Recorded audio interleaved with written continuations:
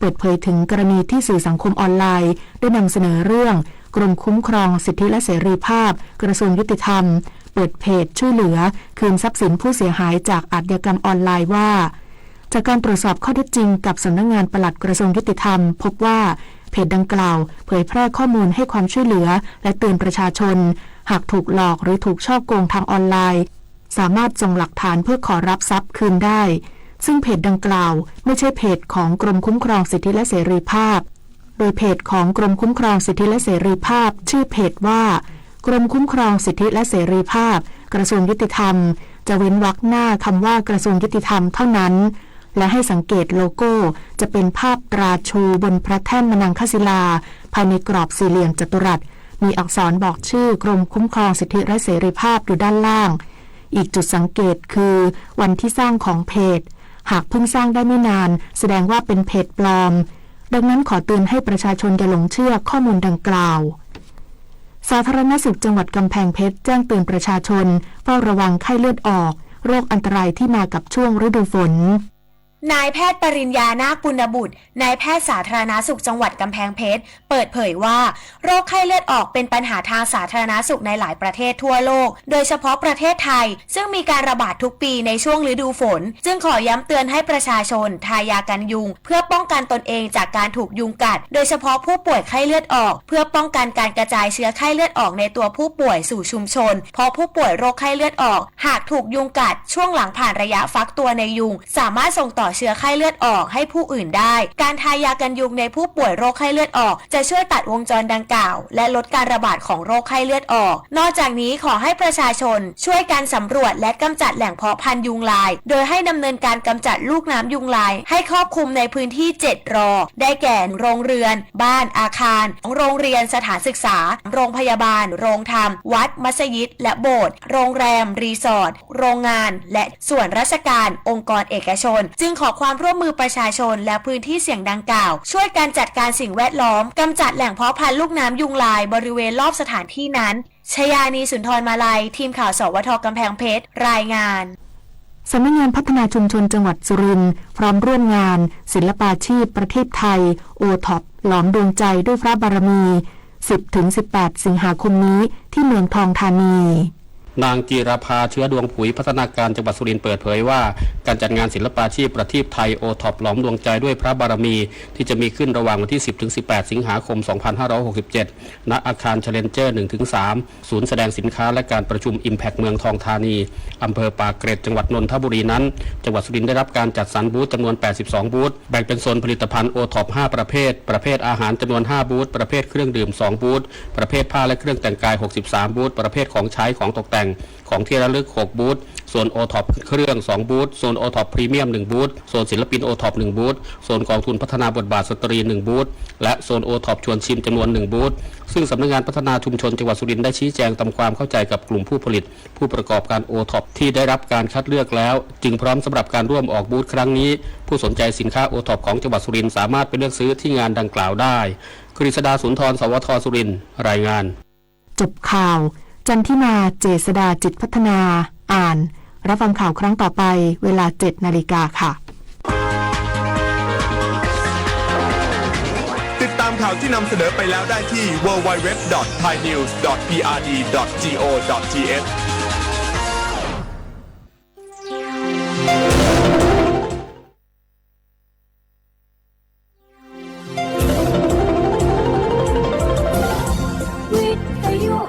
ประเทศไทยให้ความรู้คู่ความสุข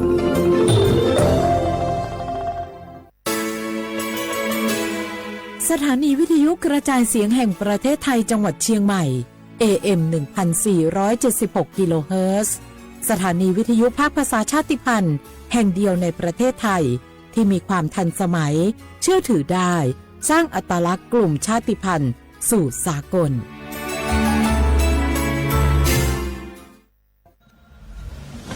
หนูเห็นพระองค์นะคะทรงเล่นกีฬาหลายชนิดเลยค่ะในหลวงก็ทรงปั่นจักรยานพระราชินีก็ทรงเรือใบทรงกีฬาไอซ์ฮอกกี้ด้วยค่ะ หนูเห็นแล้วทำให้หนูตั้งใจที่จะออกกำลังกายอย่างสม่ำเสมอ เพื่อสุขภาพร่างกายที่แข็งแรงค่ะ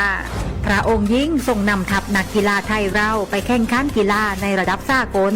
หลายชนิดกีฬาทั้งกีฬาขี่ม้ากีฬาแบดมินตันซึ่งเป็นแรงบันดาลใจที่ดีมากๆให้กับเด็กและเยาวชนค่ะ พระองค์เป็นเหมือนแสงนำใจไทยทั้งชาติมาเตเจ้ามาร่วมกันออกกำลังกายง่ายๆด้วยการเดินวิ่งปั่นออกกำลังกายอย่างสม่ำเสมอช่วยป้องกันโรคสมองเสื่อมป้องกันการเป็นอัมพาตได้ไหมเจ้า สถาบันพระมหากษัตริย์ศูนย์รวมจิตใจของคนไทยทั้งชาติสำนักประชาสัมพันธ์เขต 3 กรมประชาสัมพันธ์ชาติศาสนาและพระมหากษัตริย์สถาบันหลักของชาติที่อยู่กับสังคมไทยมาช้านาน สถาบันพระมหากษัตริย์เป็นเสาหลักในการสร้างชาติให้เป็นปึกแผ่นเป็นศูนย์รวมจิตใจของปวงชนชาวไทยเป็นบ่อกเกิดของความรักความสามัคคีของคนในชาติเพื่อเป็นรากฐานให้ประเทศชาติมีความมั่นคงสืบมาจนถึงปัจจุบันรวมสร้างความภาคภูมิใจในความเสียสละของบรรพบุรุษไทยในการปกป้องพื้นแผ่นดินไทยโดยสำนักประชาสัมพันธ์เขต 3 กรมประชาสัมพันธ์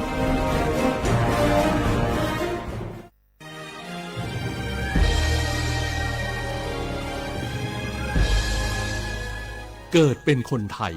เติบโตบนผืนแผ่นดินไทยจงภูมิใจในความเป็นไทยชาติไทยเรานั้นนับเป็นชาติที่มีความเป็นมาเก่าแก่ยาวนานเรามีภาษาวัฒนธรรมและมีสิ่งต่างๆที่เป็นเอกลักษณ์ให้เราได้ภาคภูมิใจในความเป็นคนไทยเราควรเห็นคุณค่าและมีความรักชาติหวงแหนแผ่นดินอันเป็นมรดกของบรรพชนร่วมภาคภูมิใจในความเป็นไทยโดยสำนักประชาสัมพันธ์เขต 3 กรมประชาสัมพันธ์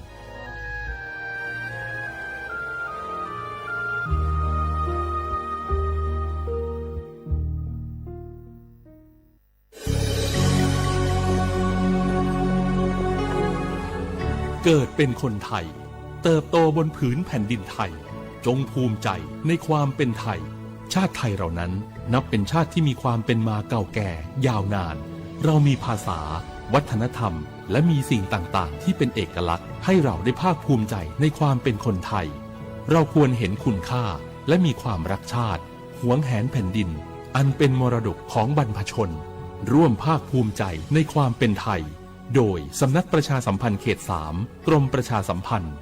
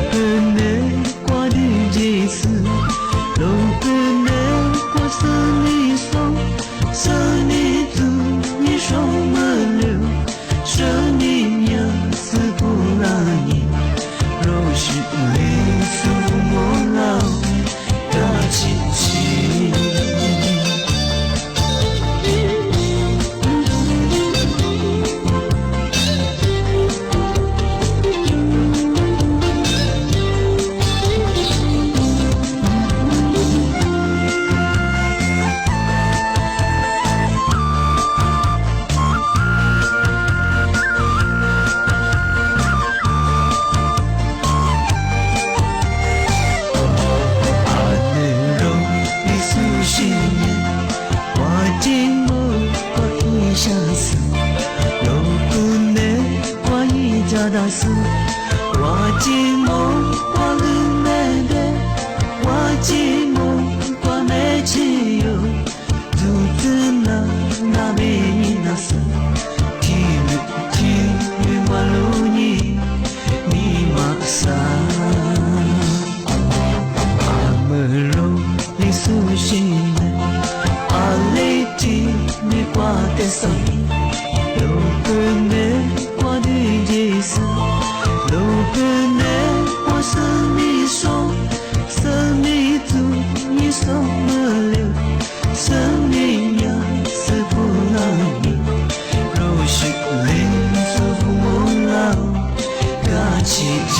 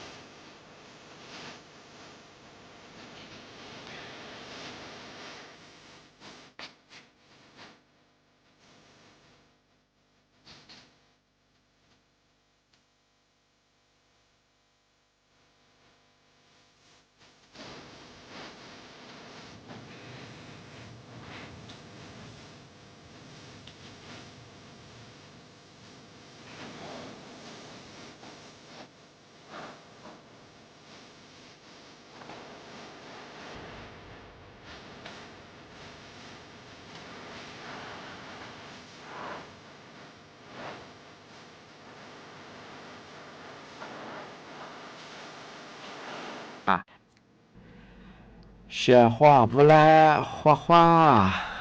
你呢？丑么画你真么个？我历史我都知道画ไปแล้ว历史我ปากกากูงบรรยาทาจิ้มหมายงาสถานีวิทยุกระจายเสียงแห่ง ประเทศไทยจังหวัดเชียงใหม่ยืมมือฉะยีระบบยึดความถี่โงปัญญาวิทยุยังไง AM ที่ตัวลี่เฮียฉีดสิโฉขึ้นกว่าตัวจะอาทิตย์นี้ถ้าว่าเฟซบุ๊กไลฟ์ไงไลฟ์สวยจะมองไปเฮยยิบเพจยาสวทเชียงใหม่ไง AM 1476กิโลเฮิรตซ์ที่ไลฟ์อย่างงงทีนี้มาหนีขวาตัวแน่ๆที่ขวาที่มือล้อที่ขวางแน่ๆไปคือสมมติขวาหนี4โมที่มือล้อไปคือหนีโมขวาหนี3โมที่นี่มาคือหนีขวาด้วยงงอาทิตย์นี้งงเป็นอย่างคือนี่แนงงเป็นอย่างคือวันจันทร์ปดูเอามาใส่ไปคือโรงเรียนคู่เฮียไปคือสูเปิดเทอมยังงอะไรไปคือแน่ๆเจมือเคยเจอไปคือโลคือตียาชงแน่ๆไปคือโถสู้ๆคือมีเอามีจะสู้ว่ามูจะสู้คือมีมาคือมีจังอาทิตย์แบบมันยังชงแน่ๆไปคือโลคือตียาอาทิตย์ปัญญาทีนี้เนี่ยเดี๋ยววันจะกูมาโลคือปฏิยาปัญญาชงคือวางแผนการเดินทางยีจวงชงเอาที่เขาจะอย่างนี้หลุดตีอย่างนี้แต่เนี่ยชิชจีว่ามันก็ใช้กับจากวัวลินจุมาลงมาตีมาคือเอาวางแผนการเดินทางที่ลีว่ามันก็จะหลบขึ้นตีว่าคือเอาโถสุดๆแล้วโหสุดคือกับมาใส่หัวจะกับโมหัวจะว่าผมมีคือมาใส่คือจะโซจันในคือรับแบบไหนไงของอันนี้ก็คือแน่ๆจริงเหมือนเคยจะไปคือวางแผนการเดินทางทำมาคือปัจจัยส่วนใหญ่ที่ลีว่าที่ถึงบางวันปัญญาว่าชาวบ้านปีใหม่ช่วงก็หลังเอามาใส่ยากรงอุตุนิยมแบบช่วงเอาแทบเหมือนปัญญาคือเอามาใส่ยาเหมือนขึ้นยาเลี้ยแบบเหมือนลิจุดเราอาจจะแบบว่าชาวบ้านมาเอาเคยดูว่าปัญญาคือสมัยยังศาสตร์มกาบิเชนสักการฝนแต่จิตตุระสาแต่จิตตุระเหมือนเลี้ยแบบคือว่าดูกว่าดูชาวบ้านอาจจะเหมือนโถเสร็จแล้วแบบคือแหล่เลยแบบคือนาลาหัวนาลาไม่เคยมาเปียวหัวชื่อเจ้าของงานสิจะคือยิ้มน้องชื่นใจใช่จำนางไม่เคยมาก็เดี๋ยวมาดูแลสุขภาพเยอะช่วงหน้าฝนเนี่ยคือนาสางที่ถึงบางวันเนี่ยเอาปีขว้าพายุมีฮิโรฮาพายุวันเนี่ยชาวงานเอามาสามหาลิจะไปคือถึงก็ต้องไปคือมีคือเยอะมุกเปียวมหาลีขวาซื้อเชียงอะไรปัญญามีฮิโรมาพายุวันเนี่ยว่าสุดที่เดียวกันก็ได้จ้าที่ยังว่าส่วนจะก็จะบายป้ายจากว่าประเทศจ้าอาชีพพูดไปจ้ามีแต่ว่าคือพออยู่ไปคือเอาสุดที่เดียวกันจ้าเนี่ยยี่หลักก้าวคุยเนี่ยจะเอาละชิดที่มาเกลียหน้าใจป้ายบุตรที่เรามาคือเกลียช่วงทำไมคืออันตรายมีความเสี่ยงจวงที่นี่คือเอามุกเปียฟ้าผ่าย่อมไปคือเอาอิสุโมจามานอดดาฟ้าหลงเมียจะก็จะไปจ้ามาถ่ายเย่มีหิควาจีจ้าจ้ามุกเปียใส่แล้วม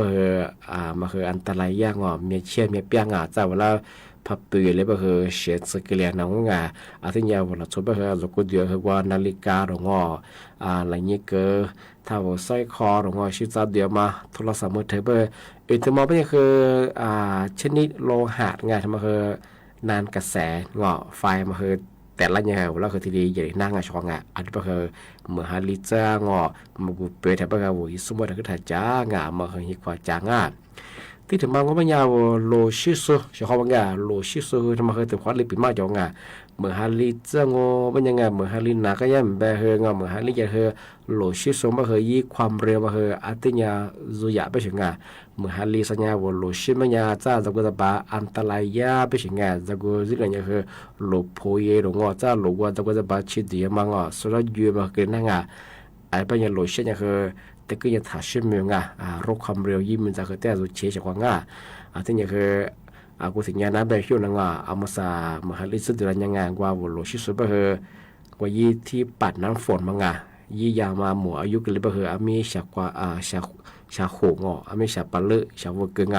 อาจจะมาหาเครื่องผลิตไปคือยี่ปัดน้ำฝนมาอยู่มันนับไปคือโลชิเฮียโมช่วงมาคืออันตรายที่ถึงบางวันเป็นยังไงทำไมเอาเช้าแต่ความปีมังทำไมกุหลาบอะไรที่ความปีมองเอามาสั่งของมันสำนักงานการไฟฟ้าส่วนภูมิภาคมันก็คือ PEA การไฟฟ้าความยาอาตุฟือยากบดตานมติคณะรัฐมนตรีว่าฮาชินียุโคนิตัวเฮียสุดสุดกว่าจะยากกว่าอยู่แล้วความมันคือลดภาระค่าใช้จ่ายด้าน ไฟฟ้าไงว่าตามที่กระทรวงพลังงานเสนอเยี่ยมมันไม่คืออัตุฟิยามันไม่คือ49.05 สตางค์ซื้ออย่างบ้างอัตุฟิยามันไม่คืองัวห้างงัวห้าข้อนี้คือเฮฮัตส์อาลาบาลิมัตส์หัวชงอาทิบ้างมันคือสำหรับผู้ใช้ไฟฟ้าไงประเภทบ้านอยู่อาศัยงอเดียวเฮียว่าอัตุอยู่ซูเปอร์เฮงเอาบัตรถึงมาคือ300นุกิมาคือมันเกินจะบ้างไงชงอันนี้ไปเขาจะขอมาซื้อไปคือข้อมูลศึกษาที่ชงแต่มาถึงมาซื้อจริงๆที่ถึงมาโง่เป็นยังไงทำไมคือก็ละคือปีมาจากไงเอามาสายาศูนย์ต่อต้านข่าวปลอมคือยี่ข้อมูลทำมากระงังเอาว่าโทรศัพท์คนนี้ยี่ข้อความไง SA พัฒนามันยังไงเอามันยิ่งดีจะคืออาแต่กับกูนี่อาแต่จันยี่แบบเฉพาะว่าไงถึงการตัวงมันยังโทรศัพท์คนนี้ยี่ข้อความดีแล้วมันคือโนยาผู้โชคดีหรืองอนั่นแหละทายาเครือข่ายข้อนี้อินเทอร์เน็ตงอ5 จิกะไบต์เกือโรงอ่ะนี่จะนี่สัตว์นี่อยู่หน้าเป็นยังไงโปรโมชั่นกันไงฟิกกับว่าตรงไงที่บ้านนู้นี่ดีนี่คือรับสียี่เป็นยังไงมาคือตัวเองช่วงไงอาทิตย์แรกก็ไม่ใช่ช่วงไงมาคือมันนี่ก็แทนมันนี่ดีก็จะไงว่าแต่กับจานี่แต่กับกูนี่ก็เอาแท่งของบ้านคือไงตั้งสติก่อนไม่ใช่ไงวันนู้มันนี่ดีจะไงอาชีพผู้ที่ดีบ้างไม่ใช่คือมุสากลุ่มมิชาชีไงละโชมาคาโซเอาเวลาเกิดจากส่วนไงย่าอีข้อมูลยุปอสูฟลาเนี่ยเวลานี่ดีจะมาคือจัวเสียงไงที่ก็ถือตัวงบัญญาบางลิงบัญญาคือไงเอาพันนี่ดีงบัญญาย่ามิชาชีพมาคือกว่าโทรศัพท์คนนี้ไงแฮดดูยังมาคืออัตโนมัติเกินได้ช่วงไงมาคืออีข่าวเขาขึ้นว่าไงที่ถึงมาบัญญาคือเอาพันนี่ดีงบัญญากว่าคิวเอาโคดดูละไงเอาเวลาว่าสแกนยังไงเอาภาษาสแกนยังบัญญาคือย่าตัวงอเอาข้อมูลเพียชื่อแต่มาคือจัวไม่ใช่ไงอาทิตย์แบบนี้คือมาโทรศัพท์มือถือดูสูงเอาโทรศัพท์คนไหนข้อความSN ไงย่าผสมฝรั่งของปัญญาเอาแต่กับกุญแจแต่กับตุนยี่ไม่ใช่ไงย่าส่งฝรั่งมาอีกข้อมูลมาคือของปองของแท้สัญญาณมามาคือแต่กับตุนยี่คืออาทิตย์กับตุนยี่ไม่ใช่ไงจ้ามังมาตุนยี่ยี่สองมาที่เบิกที่สมองปัญญาคือมาสัตว์สุกายรัฐบาลพันยี่เงินดิจิทัลไงที่มุมบางกันมาไงทำไมก็สุฟลายชงไงว่าเขาคิดตัวไปนูญา20ว่าเป็นยังไงเป็นยังนูว่าไม่ยินดีบ่หรอกไงรัฐบาลเขายังพูดถึงมุมบางกันมาไงนูว่าเป็นยังไงอาจจะเป็นยังคือยินดีนี่คือรถทะเบียนยี่เป็นยังไงอาจจะเสริมว่ามังงานชงไงมาย่ากลุ่มมิชาชีพมาคือเอาลากกือลาชงไงเอาข้อมูลนี้ช่วยไงอาจจะเป็นชงไงมาคือจามโมไงจะมาถึงมาปีมาเช่ที่ถึงมาว่าเป็นยังทายาสำนักงานตำรวจบ้านช่วงมาสาบเฮียกลุ่มวิชาชีพมาคือใช้มุดไงรูปแบบใหม่ไงเวลาเกิดหลังมาว่าคือว่ายินไลน์คนแนวข้อยังไงเวลาโทรฟลาโรชไงวิดีโอคอลลังไงทำไมเนี่ยคือขึ้นมาซื้อมาขึ้นมาซื้อไงกลุ่มแปดหน้าเนี่ยเวลาโทรฟลาชไงโทรฟลาเนี่ยเวลาวิดีโอคอลว่ายิ่งกล้องเปิดใจเขาไงย่าเป็นเนี่ยคืองอนเนี่ยตามหนูประหลงงอนเนี่ยตอนนั้นแบบนี้ย่าเนี่ยเอาปกข้อช่วยเราเขามาย่าว่าหลับถ่ายนี่เป็นยังไงบันทึกยังปรงไงเอาเราที่ได้ไปเกื้อชาวงาทำมาถึงมังงาที่ถึงมังก็มันยางอนเนี่ยท่าเพราะเจ้าหน้าที่ธนาคารเป็นยังไงเอามาสั่นโนธนาคารมามีปัญหาจวบเป็นยังไงเอาเราคือวิดีโอคอลที่นี่ว่าย่าเวลาหมายเลขกูยังไงดอกจาน131เนี่ยดอกจานยังไงอาทิตย์นี้ก็ยังว่ายี่ธนาคารมายี่ละหามาตัวคือยิงโถอยจะยังไงชาวบ้านงานปีขวัญนาตุชิพัชจิตจบไปคือมาคือยิงมาวิโรก็ตั้งว่าถ้ายุจ่าถ้าเชื่อมีวันสายเองชาวงานมาคือหลักโซยาจิตโจโซจวงอันบอยาสำนักงานตำรวจเคยได้ประกาศแจ้งเตือนฝรั่งมาคือจำมงปีขวัญหลักโซเอามาเสื้อโซเอาละที่จะที่วิดีโอคอลลามาเนี่ยปกข้อช่วยลามากุลทีเบยยังไงชาวงานมาคือสุดตัดสตินี่คือยี่ข้อมูลทางเกินถ่ายนี้มิทีแลนี่ชี้งานมาถึงมาติดสุดจริงช่องงานโอเคอธิบายยังไม่ยังไงมุสาคือมกว่าตัวเกิดนางาว่าชาวงานถ้ามกว่านักกันยานี่ปกข้อตัวช่วยละควาง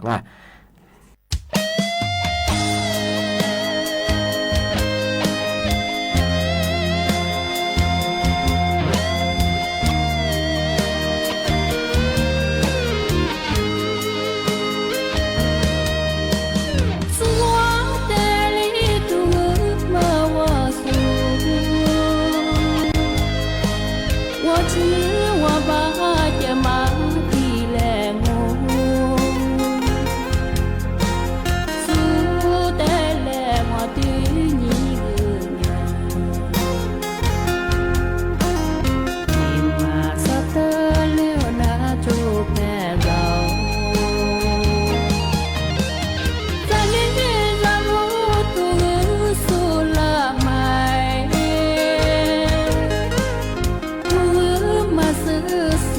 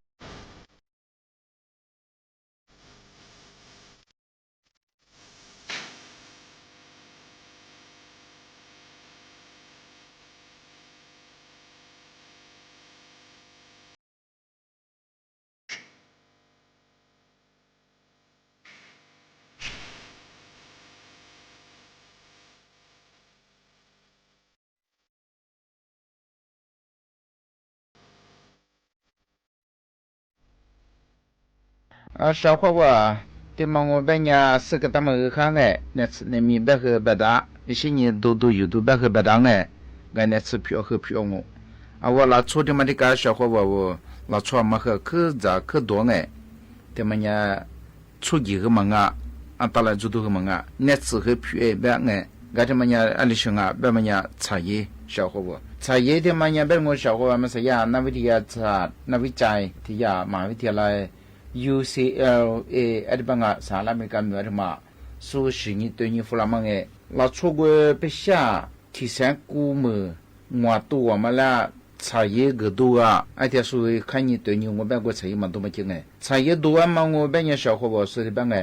ที่นี่สักตัวมา我别个维持了别个什么我阿妈怕个了嘛去嘛做了กูมาโจกูมาแล้วกัดอะไรบ้างช่วงนี้เป็นยาชาวเขาบอกว่าก็ยาศาสตราจารย์เลนออาหรับอะไรบ้างยาอาจารย์อายุรศาสตร์สิ่งนี้หมดแต่ชาวสุกุนับเพียงนับสิแต่ชัวกูยิ่งสู้เปียแบบสิ่งนี้เราชูกูชาเขียวใช้ยี่จุนแบบใช้ยี่แน่นบ้างกูใช้ยี่ตัวมั้งอะไรมองเป็นยาอามาพาเกลียมาขึ้นมาจงอามาพาแล้วเกลียมากัดอะไรแบบงั้นที่มันคือชาวเขาบอกว่าที่ชาวสุดที่เปียเป็นยางามแบบมันยาอาสุญญามาซึ่งก็คือสุดที่เปียเนี่ยอาลามังมังมาซึ่งก็คือสิ่งนี้ใช้แบบมันเนี่ยมาซาอาวุธเราชูแบบมันเนี่ยมาคือตัวที่แบบมันเนี่ยใช้อะไรที่คือตัวเราชกุมามันเนี่ยอาเชเป็นเนี่ยมาผ่านมากลีมันเนี่ยเราแบบชาวเขาบอกอาเชเป็นเนี่ยใช้ดูสูงเป็นเนี่ยที่ก็มาซื้อ一次ที่ก็มาจงอาตัวจุย是这个มา治疗被这不多这呢เราชูอามาเพิ่มมากลีใช่เปียงชาวเขาบอก我和那俩别个么个样那他说的配辅助他们和的讲小伙娃是个他们人喊我他妈是呀法兰安格他妈一模这个实验法兰嘛说วิทยาศาสตร์这个我拉出不下说实验法兰嘛说别个对你我们家拉出个我刚那个下地度呀嘛并且嘛起码还得下我度家我刚那个一家嘛我们家สุปียแบบเช่นยี่วูละมันเล่นที่มากระดาษอะไรบ้างalsoยี่วูละยี่วูมีเห็นมาที่มัวมันเล่นจอมาอะไรมากระดาษซาฟิมาเล่นที่ฟิกระดาษปีขวาบุก็ดีว่ามันที่ชอบแบบนั้นมันเล่นซาฟิสุปัจจุบันงูเป็นสุปียแบบเช่นกระดาษมันเล่นแล้วก็ชาที่เป็นที่ดูยังโอกำลังกายยังสิ่งนี้ปันนี้จะมาขมีน่าจังเอาเวลาชูชาติเตะก็โอกำลังกายงูเป็นอะไรมาอินนักขึ้นมาจุงสุดที่เพียง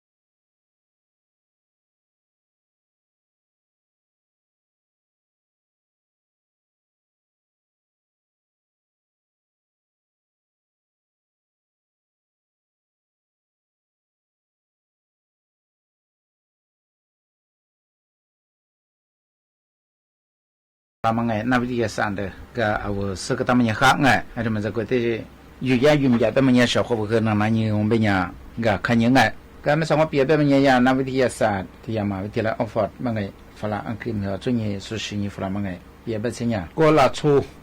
黄马杂志，他们说生意发了嘛，对你我们呀，我那边的，那里边小伙那应该，他们说呀，23馒头拉出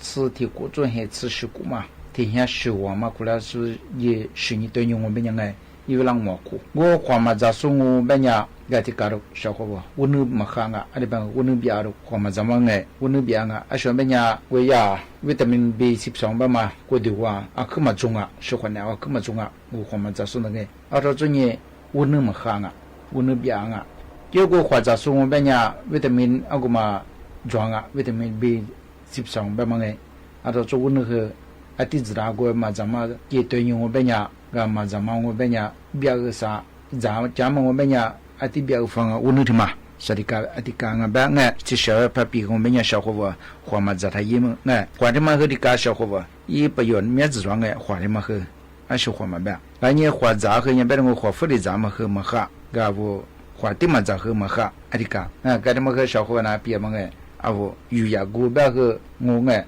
小伙子和。送哎，花别么样嘛和咋个被人家下装嘛，咱面的很么哈，嘛咋很么哈哎。对嘛的是我和的这个小伙子，对嘛我们呀，俺们是家那边在说生意送哎，阿他妈说为在乎啦，我便宜去给40-60的嘛哎小伙子出资做办哎。阿他妈我们呀我出说生意付了嘛，23年么我嘛过啊，呀跑红跑空等等我便宜去等等我推等等咱们哎，说和别把生意天你嘛过啊，阿另外个人吧提个咋。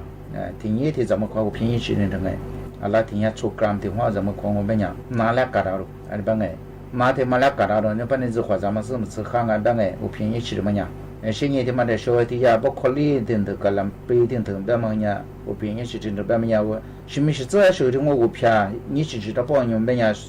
说别的钱哎，啊我说回来了，哪着便着干中啊？阿里边哎，小白天等边么呀？维他命 C 的嘛面肉。维他命 C 的白嘛，我们人拿来给他是这个，那些的呀，每年CM等着做，然后我们小伙吧，我觉得出白么呀，我便宜些呀，我的看见我们呀，我在说呀么做哎，那你啊不，阿里咋过，怎么过，白白个样哎，那么呀，我便宜些嘛，我在看呀，说别的钱呀，可看我白哎，啊小伙吧。对嘛，但是我和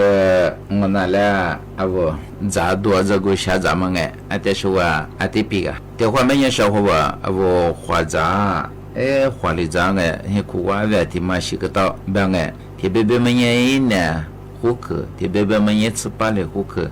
哎的话管咋了，别提咋了花里咋咋发了，别哎，啊别呢，啊说你别，啊说你，做不别呢，啊我下咋做嘛，我们呢，干咋，绿咋，谷咋，哎提来装哎，个小伙伴我和哪来不提来做别么人绿咋，个绿咋别么人，啊别花一年我哎，一次把那个么，我养母上家嘛哎。一次把这一年家伙嘛，我一40不少。哎他妈我绿杂，我们家里绿杂里100米多啊！我家杂和咱有，哎，绿杂我他妈那绿杂和我和咱有，咱我们家没啥的话咱也怎么样哎？刚才一让你咱们家如何咋不了？他们家里多里下杂100米多，别问我哪比别问人哎，小伙吧。的话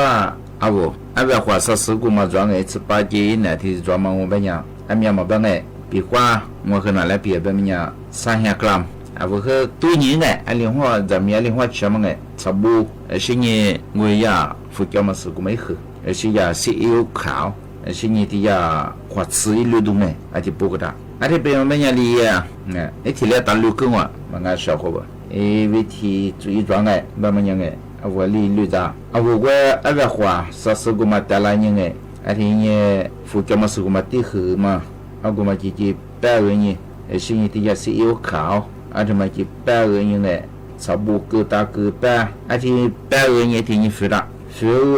不要，阿拉提怎么吃哎，付个大，提怎么吃，我你们10块钱好哎，我70块钱，你们第10的，而且你带了你一路6米的咱你，而且要我们小伙我和我他妈那6嘛什么吃怎么样哎？小伙我对我们起码的花绿杂东嘛，对不？要我们家小伙把咱们家啊别花，说别是顺的，别是顺的，还把那么里办，哎，小伙吧，那他妈我别花着，到了下咱们哎，这个小伙吧，的话们呀，我现在么过们呀，是或者和我去的话怎么样么？面或者别怎么面？我现在过完，我是现在个做和现在我们呀，人家发了么做，就是现在个别人是现在人，现在个别的话绿人呢，绿人的我是过人呢，对。我是一些古人和古人别管我和咱们没下古当我们呀，我麻烦了，小朋友然后米的我们呀，我你们和在家在你什么装啊？刚才我把小伙伴在现在嘛在过这上哎。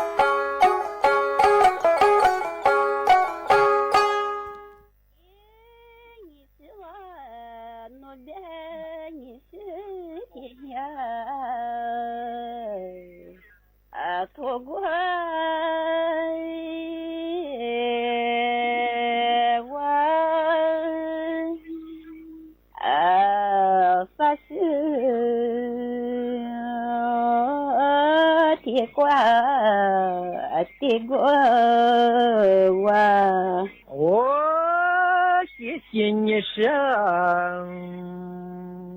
你我和我仨妻子过一多子来活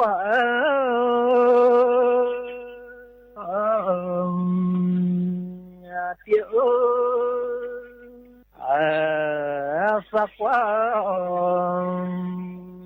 也难忘来觉的你是我那边啥天子快路人来快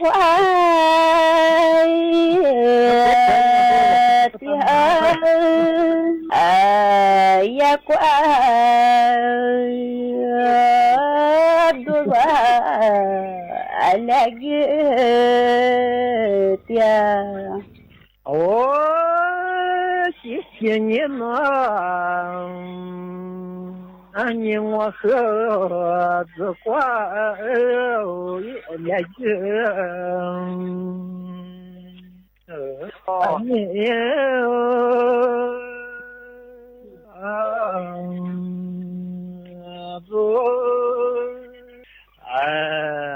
撒花来的猫三呀我别拿我的个来快的嘛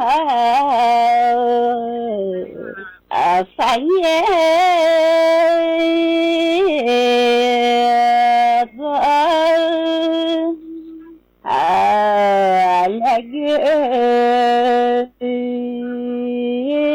tim sa nhà rồi О, чечение, но они хасане,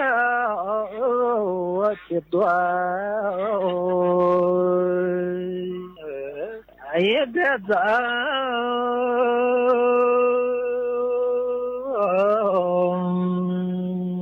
Allah Sanya Ya Timyao Tochi Allah Ni sila no de fangi do Adazai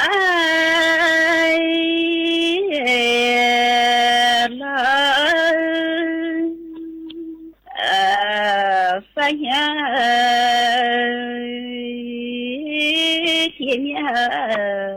atau tiada. Oh,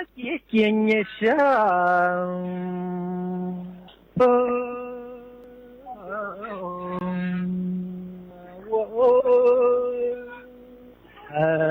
Atau tiada.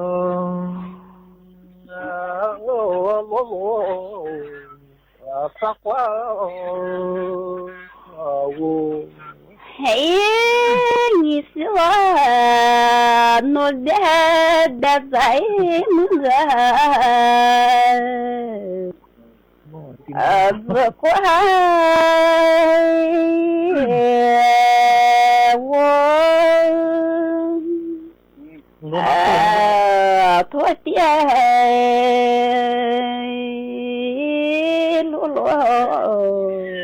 ya kwa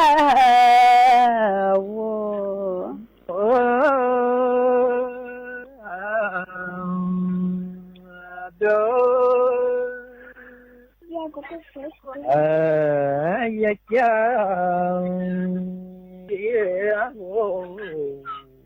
amanya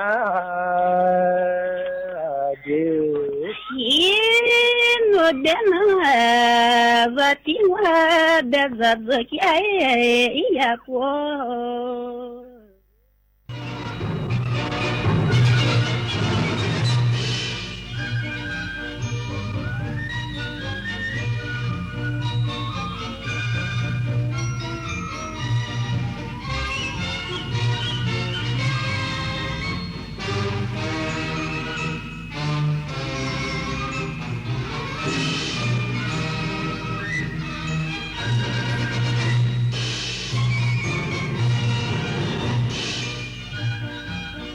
ที่นี่สถานีวิทยุกระจายเสียงแห่งประเทศไทยต่อไปเสนอข่าวซึ่งมีหัวข้อข่าวดังนี้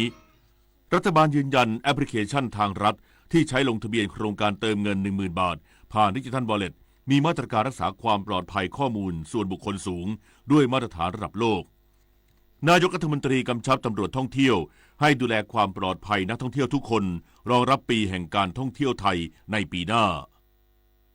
สหรัฐเตรียมส่งกองกำลังทางทหารไปประจำการในภูมิภาคตะวันออกกลางเพิ่มเติมเพื่อลดอุณหภูมิความขัดแย้งในภูมิภาคแห่งนี้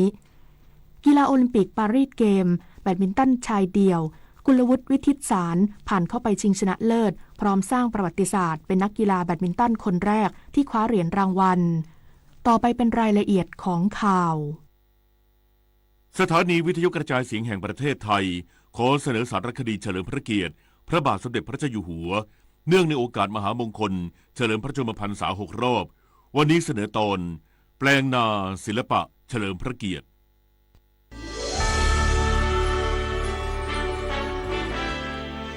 สารคดีเฉลิมพระเกียรติ6 รอบพระชนมพรรษาพระบาทสมเด็จพระเจ้าอยู่หัว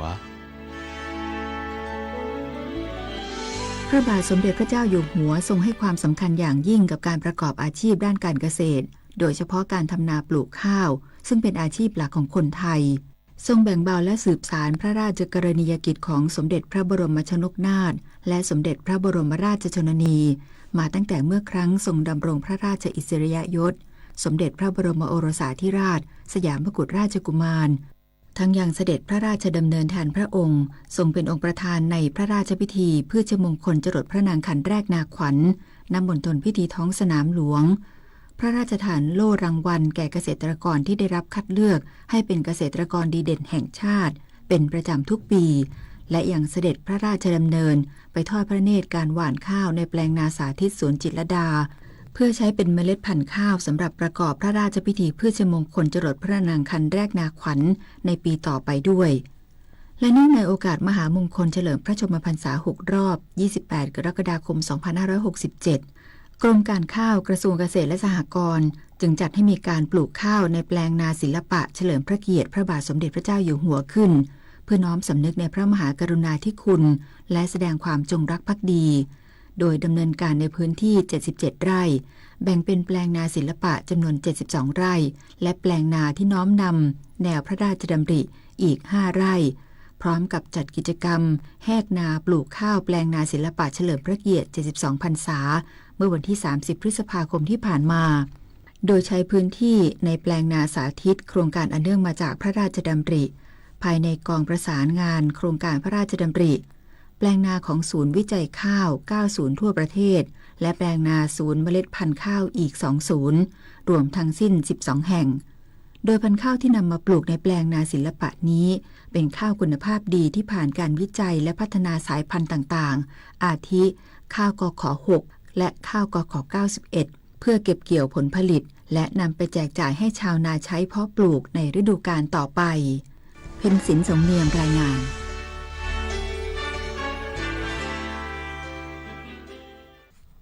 รัฐบาลยืนยันแอปพลิเคชันทางรัฐมีมาตรการรักษาความปลอดภัยข้อมูลส่วนบุคคลสูงด้วยมาตรฐานระดับโลกและป้องกันการโจรกรรมข้อมูลอย่างรัดกุมนายคารมพลพรกลางรองโฆษกประจำสำนักนายกรัฐมนตรีเปิดเผยว่าตามที่มีการเผยแพร่ข้อมูลเรื่องสมัครแอปพลิเคชันทางรัฐด้วยบัตรประชาชนและสแกนใบหน้าเสี่ยงถูกแฮ็กเพราะเป็นระบบเปิดเชื่อมไปยังบัญชีธนาคารนั้นสำนักงานพัฒนารัฐบาลดิจิทัลองค์การมหาชนหรือ DGA ได้ตรวจสอบข้อมูลและชี้แจงว่าแอปพลิเคชันทางรัฐได้พัฒนาขึ้นเพื่ออำนวยความสะดวกให้ประชาชนสามารถเข้าถึงบริการภาครัฐได้อย่างรวดเร็วและปลอดภัย